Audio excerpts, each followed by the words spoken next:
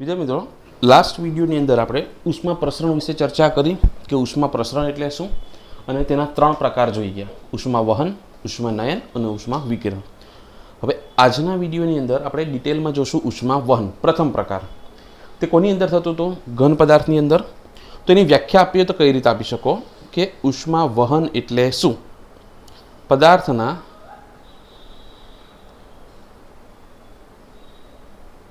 पासेना बे विभागों वच्चे तापमानना तफावतने कारणे उष्माना प्रसरण थवानी यांत्रिक प्रक्रिया ने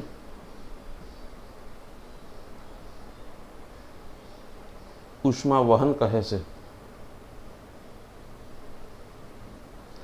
के कोई पदार्थना पासेना बे विभागों वच्चे जो तापमाननो तफावत होय तो तेना कारणे उष्मानुं जे प्रसरण थाय तेने शुं कहेवाय? उष्मा वहन कहे छे। जेम के आपणे पेलो धातुना सळियावाळुं जोई गया लास्ट विडियोमां के धातुनो सळियो होय, अहीं एक छेडेथी मीणबत्तीथी गरम करो तो थोड़ा समय पछी तमने बीजो छेडो गरम लागशे, कारण के अहींया तापमान वधारे छे, आ बाजु तापमान ओछुं छे, एटले उष्मानुं वहन ऊंचा तापमानथी नीचा तापमान तरफ जशे। हवे आनी अंदर शुं थाय के भाई उष्मा वाहकता एटले शुं के उष्मानुं वहन करवानी जे क्षमता खरी कोई पदार्थनी तेने शुं कहेवाय? उष्मा वाहकता कहेवाय। तो आपने खबर छे के धातु पदार्थोनी उष्मा वाहकता जे सौथी वधारे होय, प्रवाही पदार्थोनी उष्मा वाहकता थोड़ी ओछी होय अने वायु पदार्थनी उष्मा वाहकता सौथी ओछी होय। एनो मतलब के धातु पदार्थो मोटा प्रमाणमां उष्माने एक जग्याएथी बीजी जग्याए लई जई शके, प्रवाही थोड़ा ओछा प्रमाणमां लई शके अने वायु जे खरो ते एकदम नहीवत प्रमाणमां उष्माने एक जग्याएथी बीजी जग्याए लई जई शके। आ छे उष्मा वहन। हवे आपणे शुं करशुं के एना माटे उष्मा प्रवाहनुं सूत्र मेळववानुं छे। मोस्ट इम्पोर्टન્ટ के उष्मा प्रवाहनुं सूत्र मेळवो। कोना माटे? उष्मा वहन माटे उष्मा प्रवाह जे रीते विद्युत प्रवाह आवे तेने आपणे आई वडे दर्शावीए, ते ज रीते उष्मा प्रवाह जे खरो तेने आपणे शाना वडे दर्शावशुं? एच। तो उष्मा प्रवाह एच नुं आपणे सूत्र मेळववानुं छे। एना माटे आपणे शुं करीए के एक धातुनो सळियो लेवो, नियमित आडछेदवाळो, એટલે કે એનું આડછેદનું ક્ષેત્રફળ કેવું છે? એક સમાન છે। ધાતુના સળિયાની લંબાઈ L જેટલી છે અને તેના આડછેદનું ક્ષેત્રફળ કેપિટલ A જેટલું છે। હવે આ સળિયાના જે બે છેડા ખરા તેને જુદા જુદા તાપમાન ધરાવતા તંત્રની અંદર મૂકેલા છે। બે તંત્ર છે। ડાબી તરફનું જે તંત્ર ખરું તેનું તાપમાન TC છે અને જમણી તરફનું TD છે તથા TC ગ્રેટર ધેન TD કે ડાબી તરફનું તાપમાન વધારે છે જમણી તરફના તાપમાન કરતાં। સળિયાને બે છેડા અલગ અલગ તાપમાને છે અને તેની ફરતે હું અવાહક પડ મૂકેલું છે, એટલે સાઈડ પરથી પણ ઉષ્માનું લીકેજ થઈ શકે નહીં। આ રીતના આપણે ગોઠવેલું છે।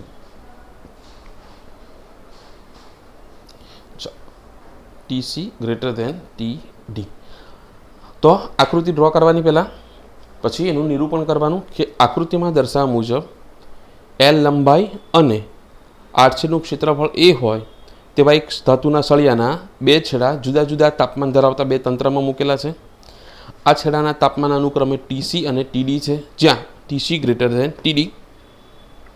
अहीं सळियानी फरते अवाहक आवरण मूकेલું होवाथी सळिया अने परिसर वच्चे उष्मानो विनिमय थतो नथी। हवे आपने खबर है कि उष्मानुं वहन ऊंचा तापमानथी नीचा तापमान तरफ थाय, एटले TC थी TD तरफ थशे अने समय साथे जुदा जुदा विभागना तापमान शुं थशे? वधता जशे। पहला आखो सळियो ठंडो हशे, आ छेडो गरम छे, आ थोड़ो ओछो गरम छे, पछी उष्मानुं वहन थशे जमणी तरफ, ते प्रमाणे जुदा जुदा भागना तापमानो क्रमशः वधता जशे। अहींयाथी तमे जेम जेम जाओ तेम आ छेडानुं तापमान वधारे, पछी एना पछीना थोड़ुं ओछुं करता D नुं तापमान सौथी ओछुं हशे अने उष्मानुं वहन जमणी तरफ थाय छे। जेम जेम उष्मानुं वहन थतुं जाय तेम तेम जुदा जुदा विभागना तापमान वधता जशे, परंतु एक समय एवो आवशे के ज्यारे बधा ज विभागना तापमान फिक्स थई जशे, पछी तापमानमां वधारो थशे नहीं। जेम के आपणे उदाहरण द्वारा समजीए के आना आटला विभाग हूँ पाडूं, बराबर। હવે આ ડાબી તરફનો વિભાગ છે તેનું તાપમાન ધારો કે 50 ડિગ્રી છે અને આ જે તાપમાન ખરું 20 ડિગ્રી છે, બરાબર. તો હવે શું થશે કે જમણી તરફ જેમ જેમ જાઓ તેમ ક્રમશઃ તાપમાન ઘટતું જાય. એટલે 50 છે, પછી ધારો કે અહીંયા 45 છે, અહીંયા 40 છે અને અહીંયા 30 ડિગ્રી છે. ધીરે ધીરે તાપમાન વધે છે. પછી એક સમય એવો આવશે કે હવે તાપમાન વધવાનું બંધ થઈ જશે. હવે કોઈ પણ પદાર્થનું તાપમાન ક્યારે વધે? જ્યારે તે ઉષ્મા મેળવે ત્યારે. હવે અહીંયાથી ઉષ્મા જેટલી ઉષ્મા જશે તે સીધી અહીંયા ડીમાંથી નીકળી જશે અને પદાર્થ ગરમ થશે નહીં. અહીંયાથી તમે જેટલી ઉષ્મા આપો તે સીધી ઉષ્મા જમણી તરફ નીકળશે અને આ જે ઉષ્મા ખરી તે પદાર્થનું તાપમાન વધારવા માટે વપરાતી નથી. શરૂઆતમાં જે ઉષ્મા અહીંયાથી મળે તે શું કરે? જુદા જુદા વિભાગનું તાપમાન વધારવામાં વપરાય.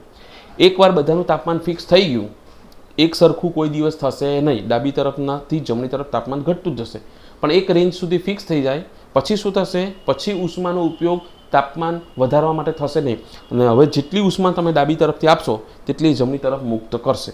અને આ જે અવસ્થા કરી તેને સ્થાયી ઉષ્મા અવસ્થા કહેવાય. શું કહેવાય? સ્થાયી ઉષ્મા અવસ્થા. એટલે કે આ અવસ્થામાં ઉષ્મા એક છેડાથી બીજા છેડે પહોંચે છે અને તે તાપમાન વધારવા માટે વપરાતી નથી. હવે સળિયા પર જેમ જેમ લંબાઈની દિશામાં જાઓ તેમ તેમ તાપમાન પ્રચલન એટલે એકમ લંબાઈ દીઠ તાપમાન. એકમ લંબાઈ દીઠ તાપમાનનો ફેરફાર. તાપમાનનો ફેરફાર એટલે ડીટી એકમ લંબાઈ, જેની આગળ એકમ શબ્દ હતી ક્યાં આવે? છેદમાં ડીએક્સ અથવા તો ડેલ્ટા ટીના છેદમાં ડેલ્ટા એક્સ પણ તમે લખી શકો. તાપમાન પ્રચલન એટલે કે એકમ લંબાઈના ફેરફાર દીઠ તાપમાનનો ફેરફાર.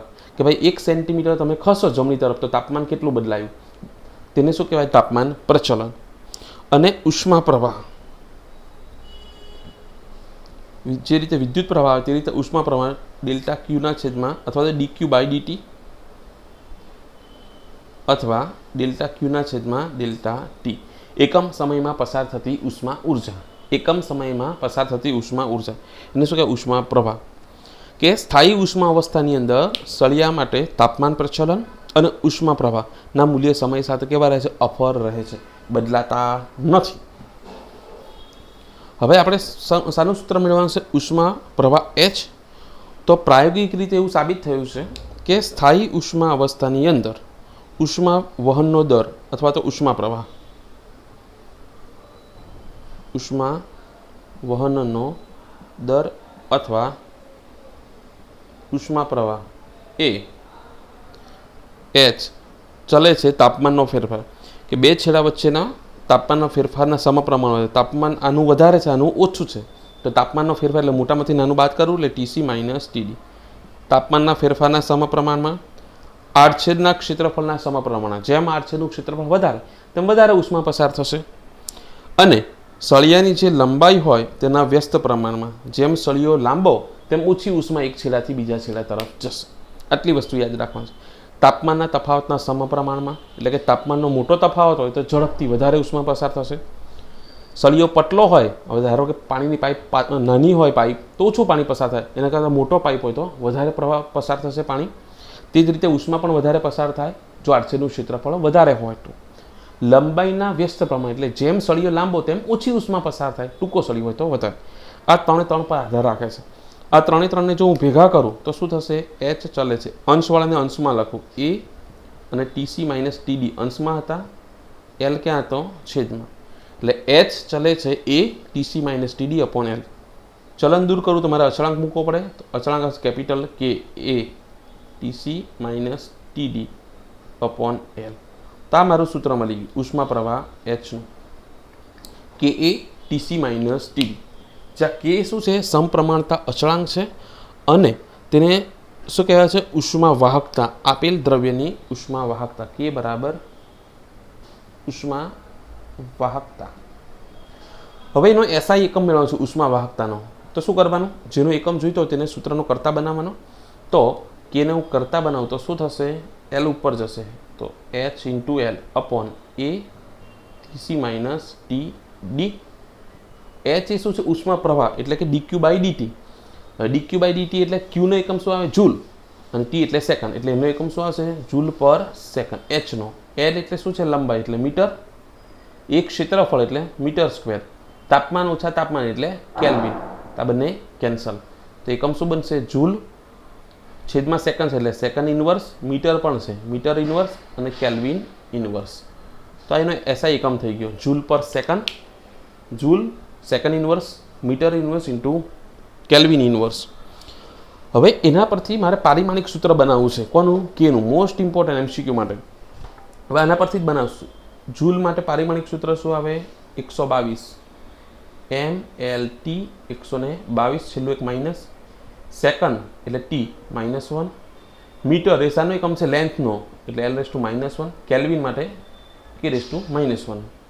હવે m વાળું એક જ પદ છે એટલે m ની 1 ઘાત, l ની 2 અને -1 ઘાત એટલે l ની 1 ઘાત, t ની -2 -1 એટલે -3 ઘાત અને K⁻⁻1. તો આપણું પારિમાણિક સૂત્ર થઈ જશે m1 L1 T-3 K⁻⁻3. હવે આ કી જે ખરો તે ઉષ્મા વાહકતા. હવે આપણને ખબર કે જો કોઈ પદાર્થ માટે કેનું મૂલ્ય વધારે એટલે કે ઉષ્મા વાહકતા વધારે, તે પદાર્થમાં ઉષ્માનું વહન વધારે થાય. જેની ઉષ્મા વાહકતા ઓછી તેનું ઉષ્માનું વહન ઓછું થાય. ધાતુ પદાર્થોની ઉષ્મા વાહકતા સૌથી વધારે આવે. તેમાં પણ જુદી જુદી ધાતુની ઉષ્મા વાહકતા અલગ અલગ હોય અને ધાતુની સાપેક્ષે લાકડું હોય, રબર હોય, પ્લાસ્ટિક હોય, તેમની ઉષ્મા વાહકતા કેવી હોય છે? ઓછી હોય છે. તો આજના વિડીયોની અંદર આપણે ઉષ્મા વહન જોઈ ગયા ડિટેલની અંદર કે ઘન પદાર્થની અંદર થાય.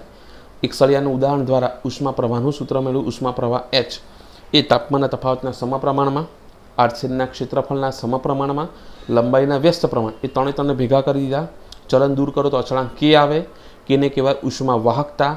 તેનો SI એકમ મેળવ્યો અને તેનું પારિમાણિક સૂત્ર. ચલો હવે નવા ટોપિક સાથે આપણે નેક્સ્ટ વિડીયોમાં પાછા મળશું.